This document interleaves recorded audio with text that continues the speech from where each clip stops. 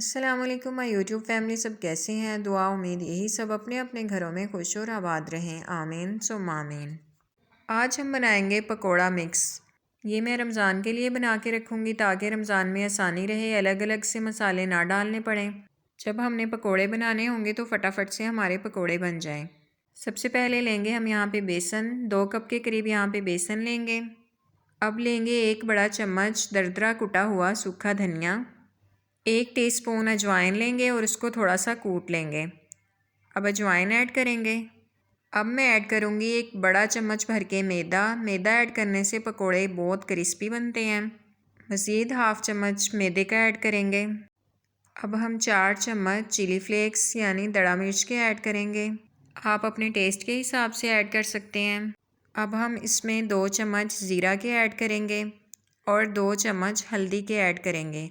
हल्दी हमारी घर की पिसी हुई है, बहुत अच्छा कलर है इसका, इसलिए हम 2 चम्मच ही ऐड करेंगे। 2 चम्मच नमक के ऐड कर लेंगे।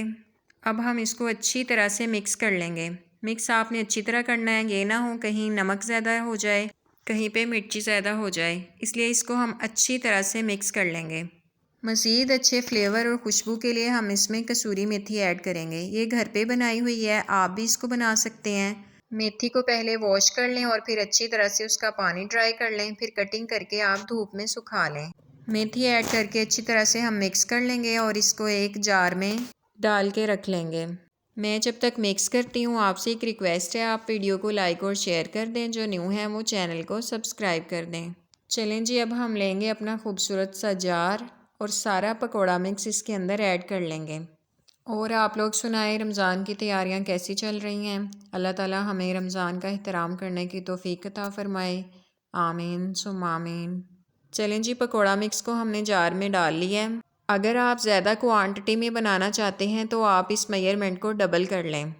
चलें जी, मैं आपसे मिलूँगी नेक्स्ट वीडियो में। तब तक के लिए अपना, बुज़ुर्गों का, बच्चों का, सबका ख्याल रखें, खुश रहें, खुशियाँ बांटें। ओके जी, अल्लाह हाफिज़।